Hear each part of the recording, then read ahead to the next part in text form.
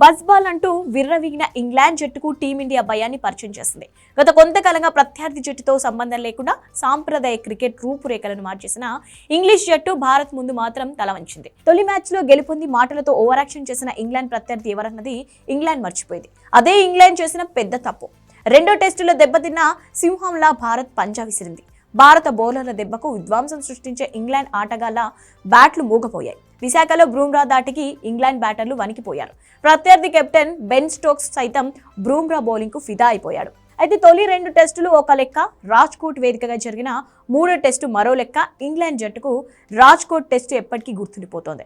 Team India దెబ్బకు గత 90 ఏళ్లలో ఎన్నడూ చూడని ఓటమిని ఇంగ్లాండ్ చవిచూసింది. 550 పరుగుల పైగా లక్ష్యంతో బరిలోకి దిగిన ఇంగ్లాండ్ జట్టు ఏ దశలోనూ కనీస పోటీ ఇవ్వలేకపోయింది. అసలు మనం చూస్తుంది ఇంగ్లాండ్ జట్టునేనా అన్నట్లు ఇన్నింగ్స్ సాగింది. భారత స్పిన్ వ్యూహంలో చిక్కుకొని ఇంగ్లీష్ బ్యాటర్లు విలవిలలాడారు. జడేజా, కుల్దీప్ యాదవ్ స్పిన్ ధాటికి ఇంగ్లాండ్ కేవలం 122 పరుగులకే కుప్పకూలింది. ఖచ్చితంగా ఈ ఓటమిపై ఇంగ్లాండ్ జట్టుతో పాటు మేనేజ్మెంట్ ఆత్మ పరిశీలన చేసుకోవాలి. చిత్తుగా ఓడిన ఇంగ్లాండ్ జట్టుపై ఆ దేశ మాజీలు, మీడియా సైతం విమర్శలు గుప్పిస్తున్నారు. టెస్టు క్రికెట్ కు వైట్ బాల్ క్రికెట్ కు తేడా ఉంటుందన్న విషయాన్ని ఇంగ్లాండ్ ఇప్పటికైనా తెలుసుకుంటే మంచిదని అభిప్రాయపడుతున్నారు. అన్నిసార్లు బజ్ బాల్ కాన్సెప్ట్ వర్కౌట్ కాదన్నది స్పష్టంగా తెలిపోయింది.